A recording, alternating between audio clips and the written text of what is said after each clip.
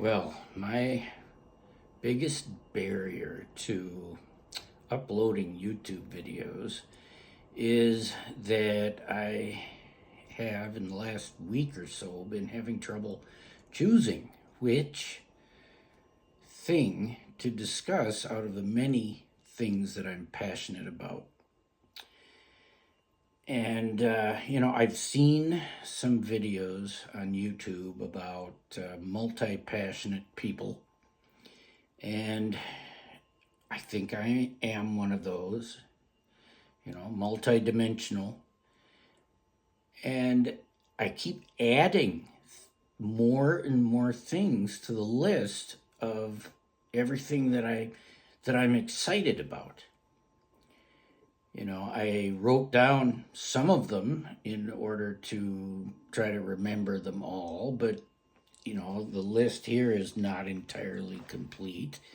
I mean, number one, well, first of all, before I go through the list, why don't I announce the next tea time for Friday, February 28th at 6 p.m. U.S. Central Standard Time.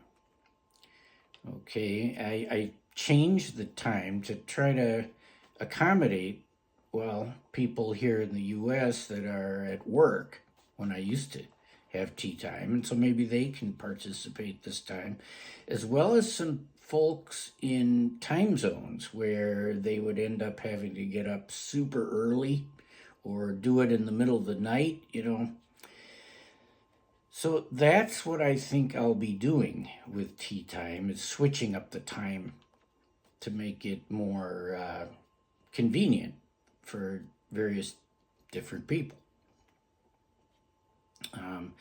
And this list of things, these are possible topics for discussion during tea time. But of course, I have always kept tea time very informal. And, really, as we relax and have conversations with each other in that space, the conversation kind of flows naturally. And so, but, I sometimes get concerned that the flow will come to a stop. And so I do always have a list of topics to bring up and get the conversation moving again, just in case that happens. So, well, here's the list of things that I'm passionate about and that I'm having trouble choosing from to make videos. Of course, the first thing that I do make a lot of videos about is mathematical physics. And right now, in terms of mathematical physics, I am studying chaos theory, complicated dynamical systems, fractals, and attractors. And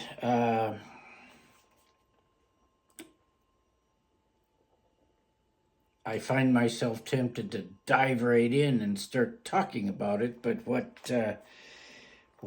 is awesome about this subject is how things that can seem completely random and chaotic are not. If you give it enough time, or if you can transcend time and look at the patterns, there is considerable order in what seems to be chaotic.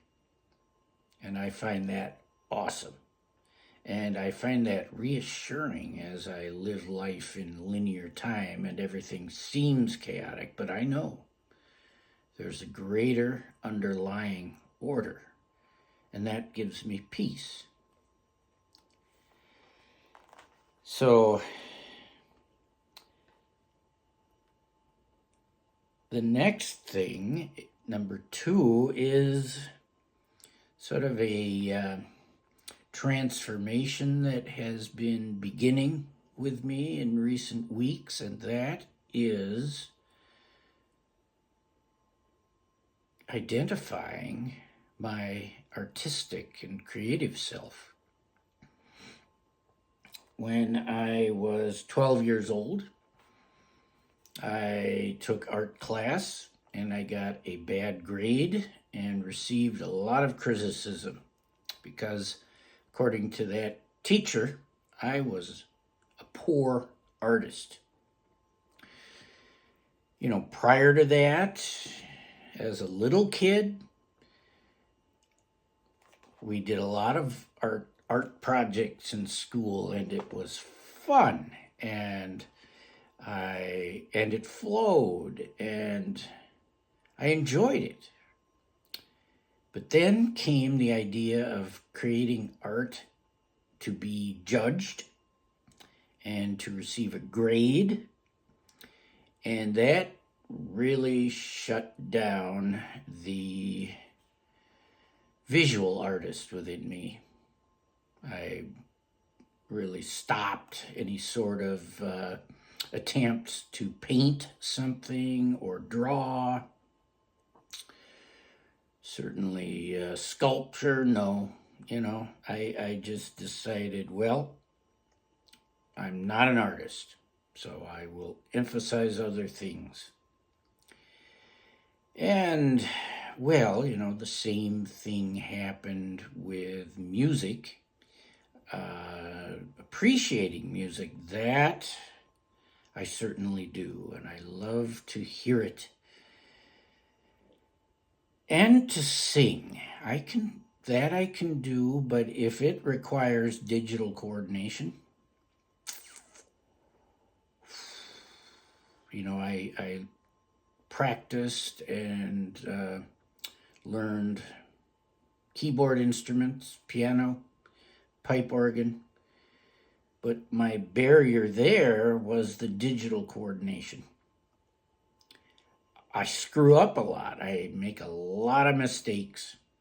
So I kind of left that behind. But, you know, as part of the spiritual collective that I'm in, I find that the art and the creativity really is within me. It's in my heart, and it really wants to come out. And my inner child is an artist. And item number 3. My spirit guides kind of seem to have input into what movies come up on my recommendation list on Prime Video or Netflix or YouTube or wherever I'm watching movies. And recently, what has been showing up on there are movies about Yeshua, Jesus. Some of these, and the ironic thing about it is that some of these come from sources that, you know, I had been pretty judgmental against, right?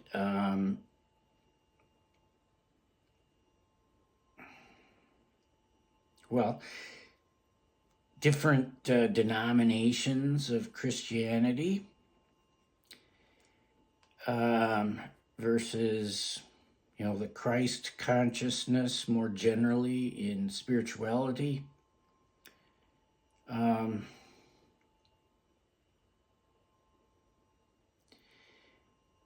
yet I have resonated with this message. I'm not going to go into right now how I view Jesus and the concept of Christ consciousness, but it very much has been evolving since I was a kid and first learned about Jesus in Sunday school. but it very much is evolving, and really it's becoming more and more central in my beliefs.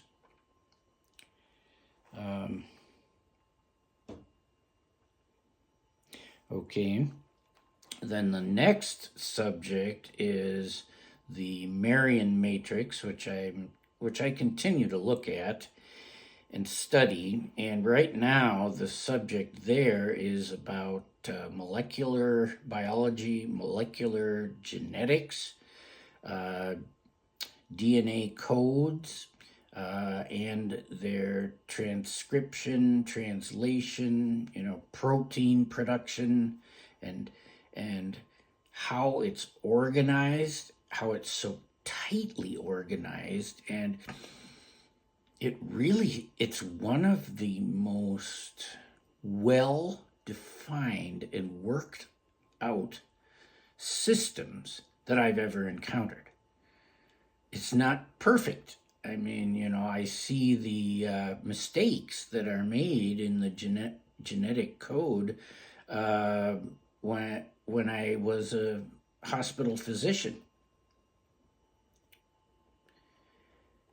But those are actually quite rare in the grand scheme of things, and getting better. And as I look at epigenetics, genetics in general, it seems that as we become aware, especially aware spiritually, we can modify or tap in to healthy modification of our genetic codes and their transcription and expression by tapping in to the pervasive source consciousness that we all are. And this gives rise to subject number 5, which is my passion to continue to develop comprehensive healing practices. When I practiced medicine in the hospital, my means of trying to provide healing was via chemical modification. I put chemicals into people's bodies that then bind to receptors or react in some way to heal them. Now, this certainly worked under certain circumstances, but it's only one of many, many different ways to promote health and well-being in our bodies here on Earth. And what else have we got? Number 6, music. Music in the sense of the heart, in the sense of feeling, in the sense of evoking love, harmony, in the sense of connecting to the divine. But being the analyst that I have been, my passion is also for observing the frequencies, the waves, the amplitudes, and figuring out what is the truth underlying mechanical waves and kinematics versus electromagnetic waves, gravitational waves, waves in general.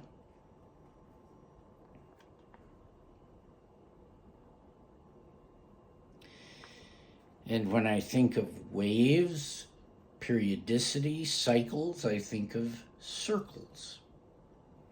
And when I think of circles, I think of sacred geometry. Because really it seems at its core, sacred geometry is based on the circle and various different arrangements of circles and, well, connecting the circles, whether you connect their origins versus tangent lines, arcs, chords, and what structures do these form? The next one is the codes that guide the way everything works physically and at all levels. Where are these codes and what are they? Well, it seems that light carries the codes, and there's a lot to say about that. And, you can discern that from the perspective of a physicist or scientist. You can also see it from a spiritual perspective.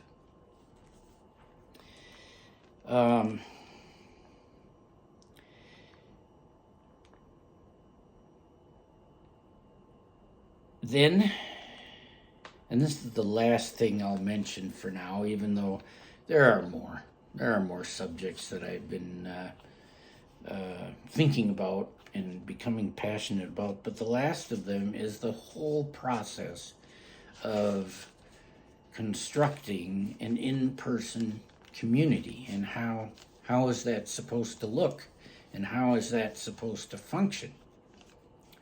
Well, the Mereon Matrix contains codes and structure for building an efficient and effective and harmonious community. The Mereon Matrix is certainly expressed in the molecular genetics that I brought up before. And I think the way that a cell is structured has a lot to say about how we can structure our communities. There is the cell nucleus, which is a rather calm, peaceful, and ordered place. And this keeps the genetic code safe. Whereas outside the cell nucleus, there things are much more active, much more energetic, very active enzymes, and some of these enzymes are rather aggressive, and they all have their functions and their place, and the biologic cell seems to do a great job of organizing the different functions and also keeping them in the right compartments so that the most can be made from their functions without them interfering with the functions of others. And I think that the structure of this also has something to say about how we build our communities so that everybody feels safe and can thrive, where their environment is consistent with their human design, their personality, their strengths, and their weaknesses. and yet at the same time, the community that brings us all together. Separateness when appropriate, and togetherness when appropriate, and, well, the proper balance of all of that. So a 20-minute video. Okay.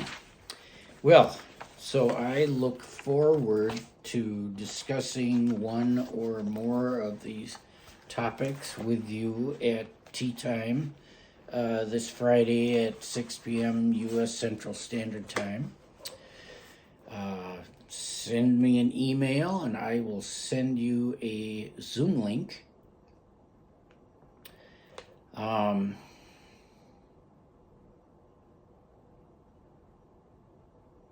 Yeah. I hope that you have a wonderful day, evening, night, whenever or wherever you are. Much love and light to you.